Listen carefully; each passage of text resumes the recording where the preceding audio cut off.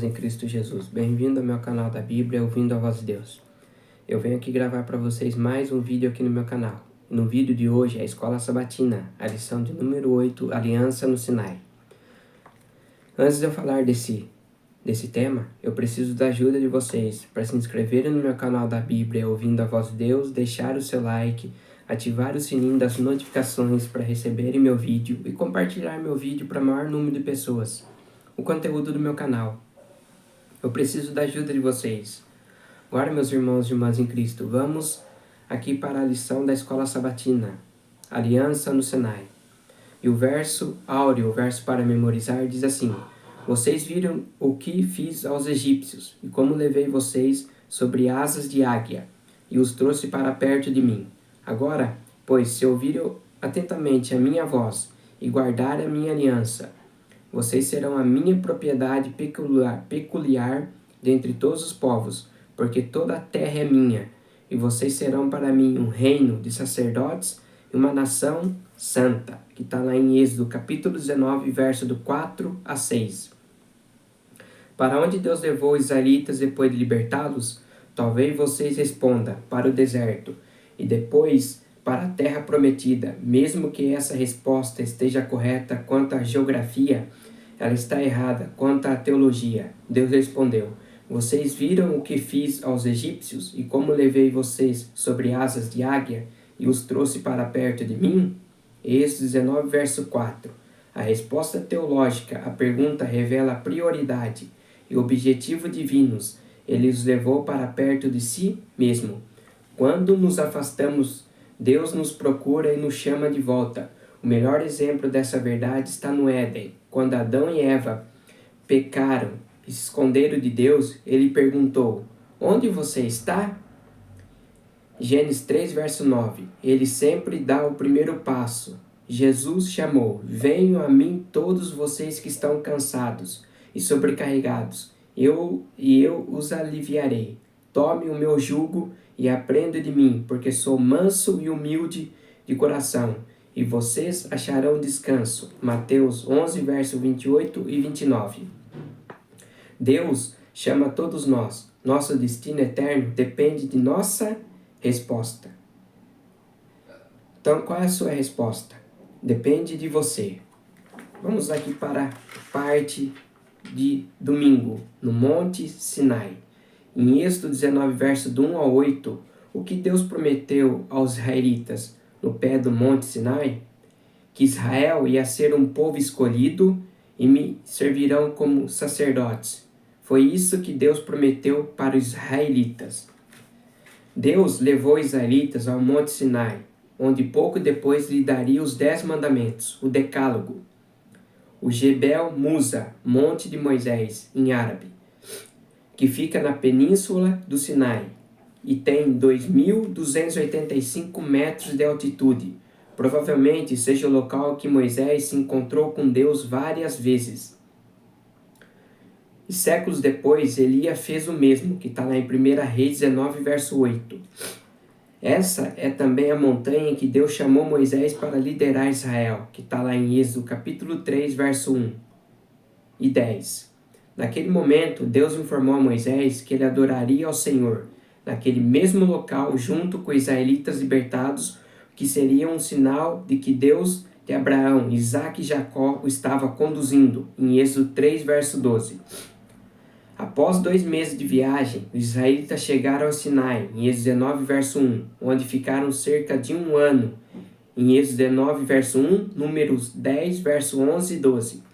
Naquele ano, Deus entregou inúmeras leis, que está lá em Êxodo 19, e capítulo 40, Levítico 1, 27, número 1, verso 1 a 10 e verso 10. A estada de Israel no Monte Sinai é o elemento central da narrativa encontrada nos primeiros 5 livros da Bíblia. Naquele momento, Israel foi estabelecido como o povo escolhido de Deus, a única nação que não estava mergulhado no paganismo e na idolatria. Deus tomou a iniciativa e estabeleceu a aliança entre ele e Israel, sobre a condição da obediência do povo e de manter um relacionamento com ele.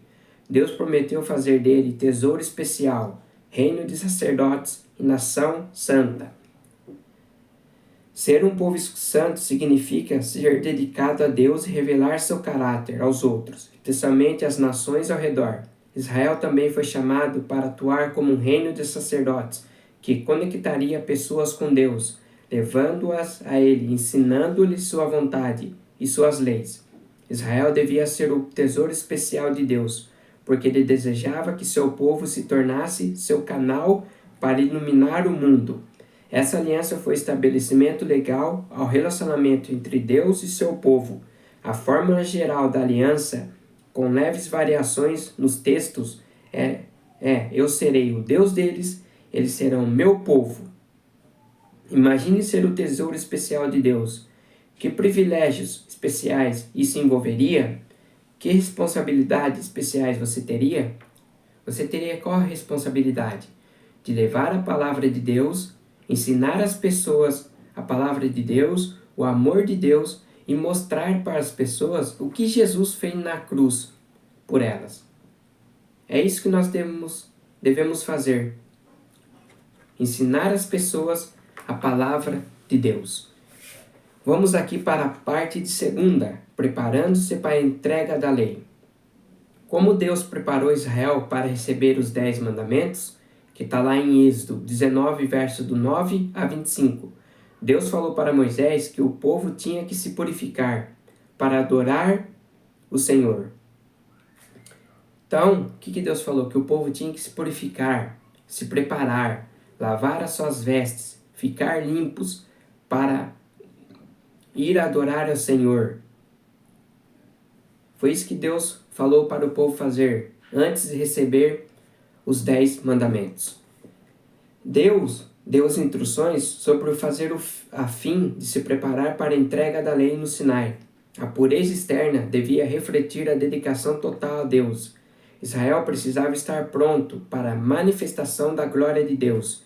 Esse evento foi acompanhado por trovões e relâmpagos. Uma espessa nuvem cobriu o monte e ouviu-se um forte som de trombeta, de maneira que o povo tremeu de medo. Então nós vemos aqui quando o povo viu trovões e relâmpago, o povo ficou que jeito? Com medo. Ele tremeu de medo, porque era a glória de Deus se manifestando ali. Os 10 mandamentos ocupam o centro da revelação divina e da ética bíblica. Eles formam a substância e o fundamento dos padrões divinos para toda a humanidade. Seus princípios são eternos e universais. O que nós entendemos aqui? Que os 10 mandamentos não foi só para o povo de Israel. Os 10 mandamentos é para toda a humanidade. Seus princípios são eternos e universais. Então quer dizer que a lei de Deus é eterna e universal. De acordo com o relato bíblico, o Decálogo foi proclamado por Deus. Em Êxodo 19, verso 19, 20, verso 1, Deuteronômio capítulo 5, verso 4 e 5 e versículo 24. E escrito por ele em Êxodo 24, 12 e Êxodo 31, 18 e Deuteronômio 5, verso 22. Então, quem que escreveu os 10 mandamentos? Foi Deus, pelo seu próprio dedo. Deus escreveu a Moisés e deu a Moisés no Monte Sinai. Foi dado 2 vezes a Moisés como uma dádiva especial. O Decálogo é chamado de Tábuas do Testemunho, que em hebraico é Edut, que está lá em Êxodo 31, 18, ou Palavras da Aliança, que é Dibre Aberit, que está lá em Êxodo 34, verso 28. Elas foram escritas nas Tábuas da Aliança. No texto original, o Decálogo nunca é chamado de 10 mandamentos. Em hebraico, mandamentos é mitzvot. Em vez disso, 3 vezes é chamado, literalmente, de as 10 palavras, Azeret Adebarim, que está lá em Êxodo 34, verso 28, Deuteronômio 4, verso 13 e 10, verso 4. Essa expressão vem de dabar, que significa palavras, sentença, assunto, coisa, discurso, história, promessa, declaração. A Bíblia apresenta duas versões do Decálogo, com diferenças muito pequenas. A primeira está registrada em Êxodo capítulo 20, verso do 1 a 17, e a segunda em Deuteronômio capítulo 5, verso do 6 a 21. A segunda versão apresentada oralmente por Moisés a Israel foi dada quase 40 anos depois do Sinai, pouco antes de o povo entrar na terra prometida. Em Deuteronômio capítulo 1, verso 3 e 4 e capítulo 4, verso do 44 a 47. Essas circunstâncias explicam as pequenas diferenças entre as duas versões. Quando Paulo resumiu a lei de Deus como amor, ele citou o Decálogo, que está lá em Romanos 13, verso do 8 a 10, que o amor é a essência da lei de Deus, porque ele é um Deus de amor, que está lá em 1 João 4, 16. Então, o que é a lei de Deus? A lei de Deus é o amor, é a essência do amor, porque Deus é amor. Deus colocou a sua lei para a gente obedecermos. Porque quando a gente obedece a lei de Deus, nós somos abençoados. Deus nos protege. Deus nos guia. Pergunta que está aqui no rodapé. Como você entende a ideia de que os 10 mandamentos são uma expressão do amor de Deus? O que isso significa? Como o amor de Deus é revelado neles? Simples. A lei de Deus é amor. Quando nós obedecemos, nós permanecemos no amor de Deus. Vamos para a parte de terça-feira, a entrega do Decálogo. Quais são os princípios do Decálogo e como ele está organizado? Que está lá em Êxodo 20, verso do 1 a 17. Lá fala dos 10 mandamentos. Como eu disse, a lei de Deus é amor, porque a lei de Deus é seu caráter.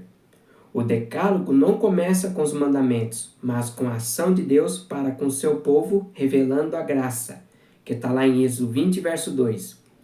O Senhor primeiro mostrou sua graça, ao dar liberdade e salvação a Israel, e só então revelou sua vontade.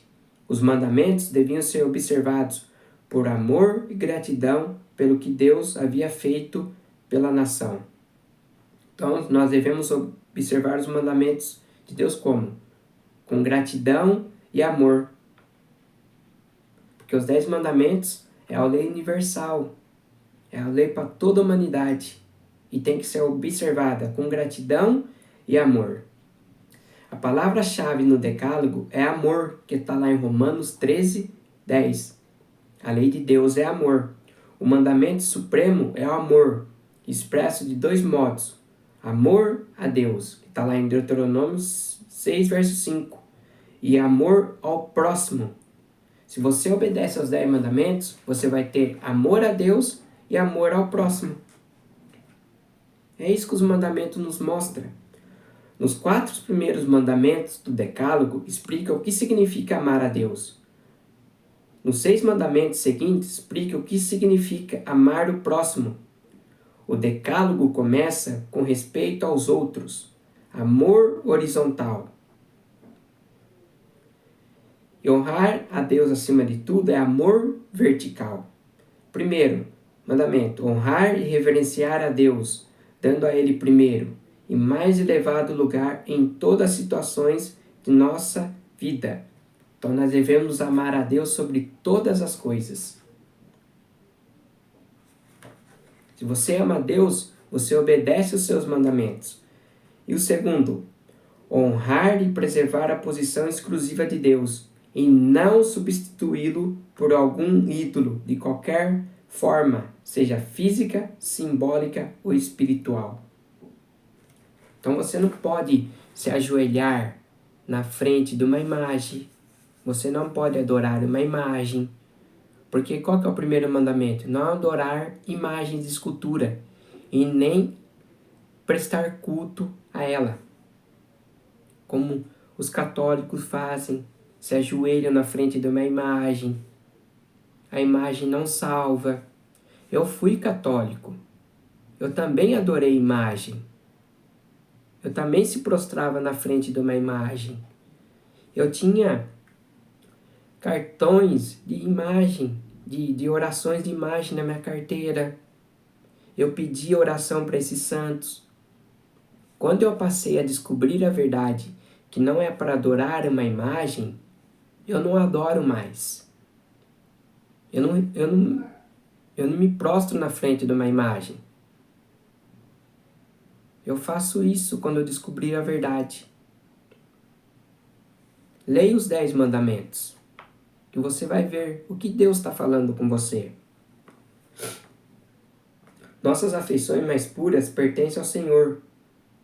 Segundo mandamento. Terceiro, reverenciar o nome de Deus, seu caráter e reputação. É o terceiro mandamento. Quarto mandamento. Que Deus preparou para nós? Qual foi o presente de Deus? Honrar seu dia de descanso, adoração, o sábado, quarto mandamento. Então, esses 4 primeiros mandamentos é amor a Deus. Você ama a Deus? Você não vai adorar uma imagem. Quarto mandamento, honrar. Quinto mandamento, respeitar os pais. Nós devemos respeitar os pais. Honrar pai e mãe. Sexto, respeitar a vida. Sétimo, respeitar o casamento. Oitavo, respeitar a propriedade das pessoas. Nono, respeitar a reputação dos outros. Décimo, respeitar a si mesmo, para que nenhum desejo egoísta manche seu caráter. Você ama Jesus? Se você ama Jesus, olha o que Jesus disse aqui em São João 14, verso 15. Se vocês me amam, guardarão os meus mandamentos. Se você ama Jesus, você vai guardar os seus mandamentos. Você vai respeitar a lei de Deus. Você vai guardar a lei de Deus. Se você guarda a lei de trânsito, você não vai receber multa. Se você ultrapassa o sinal vermelho, o que vai acontecer? Um acidente. Se você vê numa pista que é para andar 50 por hora, você tem que andar 50 por hora. Se você passar dos 50, o que vai vir para você? Uma multa para você pagar. Então você tem que respeitar a lei de trânsito. A lei de Deus é a mesma coisa. É você respeitar e guardar a lei de Deus no seu coração, que você vai ser abençoado. Deus vai abençoar você. Deus vai guardar você. A verdadeira obediência é uma expressão de amor e gratidão para com o Senhor. Um amor expresso poderosamente na forma como tratamos o próximo. Como você está tratando o seu próximo? Você está respeitando o seu próximo? A lei de Deus mostra isso. Amor a Deus e amor ao próximo. Diferentes funções da lei de Deus. A lei de Deus revela seu caráter, quem Ele é. Assim como Deus é santo, justo e bom, também é sua lei. A lei de Deus é santa e o mandamento é santo, justo e bom, que está lá em Romanos 7,12. A lei é vista de maneira bastante positiva em Mateus capítulo 5, versos 17 e 18. E João 14, 15 e 1 Coríntios 7, 19. Os escritores bíblicos escreveram poemas sobre a lei, que está lá em Salmos 119. Cantaram sobre ela em Salmos 19 e meditavam sobre ela dia e noite. Nós temos que meditar na lei de Deus de dia e de noite. Colocar a lei de Deus em nosso coração. A lei nos ajuda a ficar longe do mal. A lei ajuda você a ficar longe do mal, das coisas erradas que estão ao seu redor.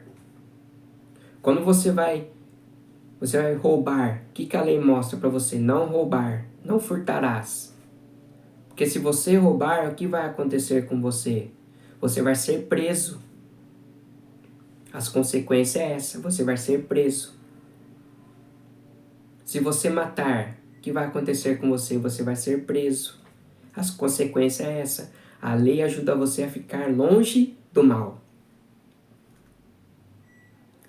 E nos concede sabedoria, entendimento, saúde, prosperidade e paz. A lei, se você guarda a lei de Deus, você vai ter paz. Você vai ter prosperidade. Deus vai te ajudar. Deus vai te abençoar. Deus vai cuidar de você. Agora, se você começar a fazer maldade, Deus não vai te ajudar. Deus não vai estar do seu lado. A lei vai te condenar, porque você cometeu um crime, uma coisa errada. As consequências vão vir sobre você. O que aconteceu com Adão e Eva quando Deus falou assim para eles: não comam da árvore do conhecimento do bem e do mal. Se um dia que vocês comerem desse fruto, vocês morrerão. Foi o que aconteceu com Adão e Eva. Eles comeram do fruto do conhecimento do bem e do mal. Quais foram as consequências que Adão e Eva receberam? As consequências vieram sobre Adão e Eva. Eles foram expulsos do jardim do Éden, onde eles viviam bem, onde não tinha o pecado. Adão e Eva foram expulsos. Essas foram as consequências que eles receberam. A lei de Deus é como uma cerca que cria um grande espaço livre para a vida e mostra que, além de um limite específico, existem perigos, dificuldades, complicações e até mesmo morte. Como eu falei para vocês de Adão e Eva, as consequências deles foram que eles foram expulsos do jardim do Éden. E Adão e Eva passaram a ter consequências. Adão teve que trabalhar para sustentar a sua família. Eva sofreu para dar à luz. Essas foram as consequências que eles receberam. E hoje, quando uma mulher fica grávida, a mulher sofre para ter a criança, para dar à luz. É muita dor. A mulher sofre com as dores de parto.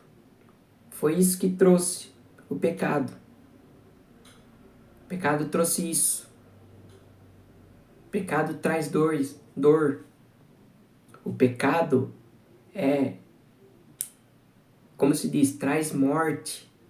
Porque quando a pessoa continua vivendo no pecado, o pecado gera morte. Que fala em Romanos 6,23? O salário do pecado é a morte. Se nós continuamos no pecado, vivendo no pecado, você é uma pessoa espiritualmente morta. A lei também é como uma placa de sinalização que aponta para Jesus, o qual perdoa os nossos pecados e transforma a nossa vida. Quem pode transformar a nossa vida? Jesus. Quem perdoa os nossos pecados? É Jesus. Quando você está no pecado, você se arrepende, você vai até Jesus, você confessa teus pecados, Jesus ele te perdoa e transforma a sua vida. Mas você tem que fazer isso de coração, ir a Jesus, se arrepender e não mais praticar o pecado. O que é também? Ela é um pedagogos que nos leva a Cristo. Então, a lei nos leva a Cristo, nos conduz a Cristo. Em Tiago 1, dos versos 23 a 25, o que esse texto diz?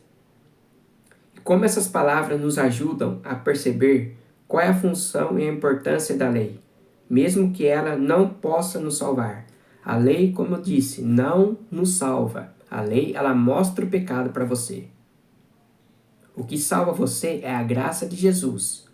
Mas a lei e a graça andam juntas. Não adianta você falar, eu estou na graça, mas continuar no erro. Não adianta de nada.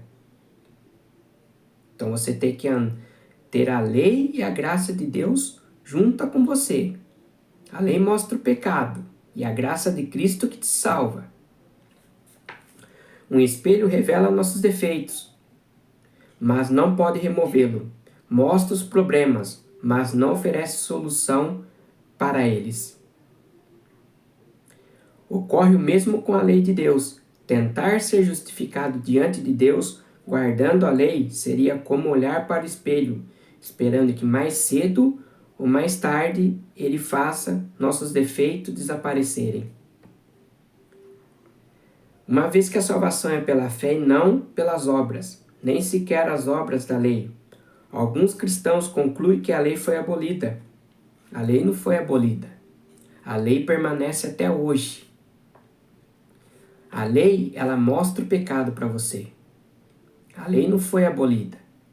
Os mandamentos de Deus é universal, são para toda a humanidade. Que não precisamos mais guardá-la.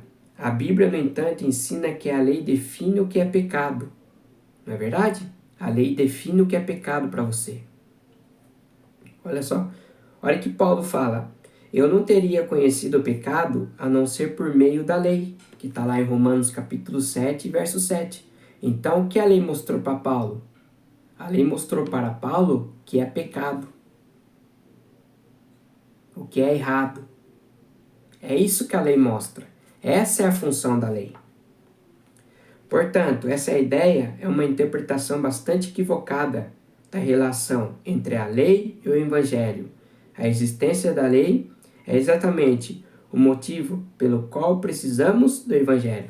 Nós precisamos do evangelho, porque o evangelho mostra a lei. A Bíblia mostra o que você está fazendo de errado. A Bíblia mostra o que é certo. A Bíblia é a palavra de Deus. Mostra o que Deus está falando para nós. Quando você abre a Bíblia mostra, é a voz de Deus para conosco. É Deus falando com a gente. Então, por isso que nós temos que ler a palavra de Deus, se apegar com a palavra de Deus. Porque a Bíblia é uma carta de Deus para nós. É uma carta de amor de Deus para conosco, para a humanidade. Você tem sido bem-sucedido? Na pergunta aqui no rodapé. Você tem sido bem-sucedido nas tentativas de obedecer à lei? Você a observa tão perfeitamente que poderia basear sua salvação nela? Se não, por que você precisa do Evangelho? Como eu disse, a lei e a graça andam juntas. A lei mostra o pecado e a graça de Cristo nos salva. Então, a lei e a graça andam juntas. Se você fala, eu vivo na graça, como muitos dizem hoje, eu vivo na graça. Mas a pessoa que vive na graça está fazendo coisa errada. Então não está vivendo na graça, está vivendo no erro. Então vocês entendem como a lei e a graça andam juntas? Vamos aqui para a parte de quinta-feira. A lei como promessa de Deus para nós. A lei de Deus é como promessa para nós. A lei de Deus é o que é santa, justa e boa. Aqui em Romanos 3, dos versos 20 a 24, Paulo foi claro a ensinar que não podemos ser salvos pela obediência aos 10 mandamentos. Qual é então o papel deles em nossa vida? Qual é o papel da lei em nossas vidas? A lei não salva. A lei ela mostra o que? O pecado. O que nos salva é a graça de Jesus Cristo. Então entenda uma coisa. A lei ela mostra para você o seu erro. A função da lei é essa, de mostrar o erro, o que você está fazendo. O que salva você, meus queridos irmãos e irmãs, é a graça de Jesus. Não é a lei. O termo hebraico que se refere aos 10 mandamentos é dabarim, que está lá em Êxodo 34, verso 28. E Deuteronômio 4, verso 13. E Deuteronômio 10, verso 4. Não significa literalmente mandamentos, mas palavras. Além disso, dabar pode significar promessa. E por isso que em várias passagens esse termo é traduzido expressando a ideia de promessa, que está lá em 1 Reis 8, verso 56, Segunda Crônica 1, verso 9, Neemias 5, verso 12 e 13, Deuteronômio 1, verso 11 e 6, verso 3, e capítulo 9, verso 28. Juízes, capítulo 9, verso 21, 22, verso 4 e 23, verso 5. Olha o que Ellen White escreveu sobre os 10 mandamentos. São promessas. Os 10 mandamentos são promessas. A lei de Deus é promessas para nós hoje. Como eu falei, e vou repetir, se você guarda a lei de Deus, você é abençoado. Agora, se você não guarda, você é amaldiçoado. Só vai vir consequência em suas vidas. Como aconteceu com Adão e Eva, que eles foram expulsos do jardim do Éden. Essas foram as consequências que Adão e Eva receberam. Deus falou, não comam da árvore do conhecimento do bem e do mal. E eles comeram e sofreram as consequências.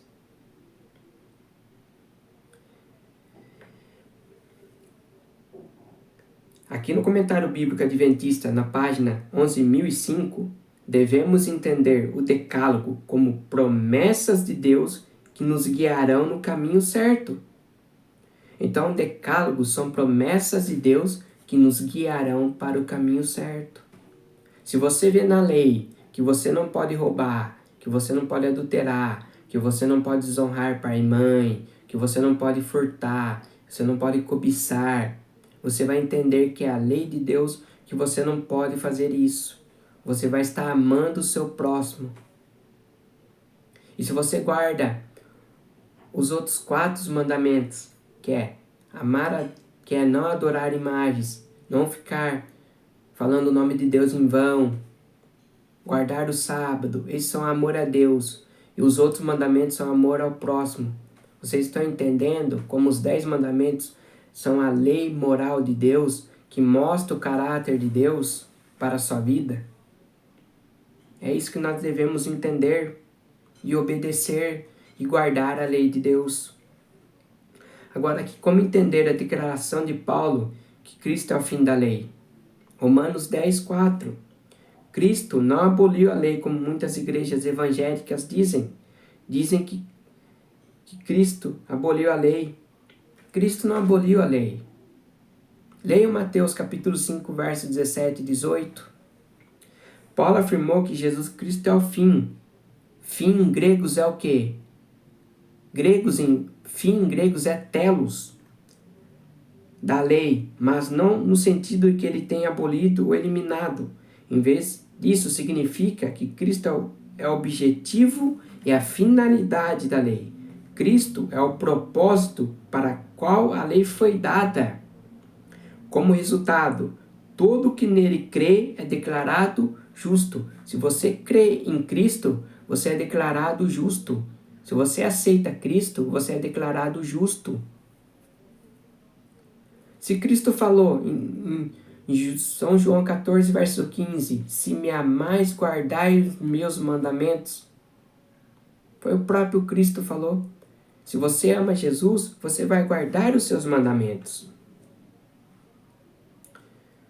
Não quer dizer que o sacrifício expiatório de Cristo não deu fim à validade, perpetuidade da lei. Paulo destacou a importância da lei, bem como sua legitimidade e autoridade permanente. O que está lá escrito em Romanos 3, verso 31? O que Paulo fala lá? Anulamos a lei pela fé? De maneira nenhuma. Confirmamos a lei. O apóstolo Paulo está falando que nós confirmamos a lei. Não anulamos a lei pela fé. Confirmamos a lei. Paulo falando. Continuando. A palavra telos indica especialmente propósito, finalidade. E não tempo, término. Cristo é a chave que desvenda o verdadeiro significado e propósito da lei de Deus. Portanto, seria incorreto afirmar que ele tem invalidado, substituído ou abolido a lei. Cristo é o objetivo da lei, aquele para que ela aponta. Então, a lei ela está em vigor. Os 10 mandamentos estão em vigor. Essa foi a lição de número 8. Aliança no Sinai. Que Deus abençoe vocês, que a graça do nosso Senhor Jesus Cristo esteja sempre em seus corações. E lembre, a lei de Deus é santa. E até meu próximo vídeo. Tchau!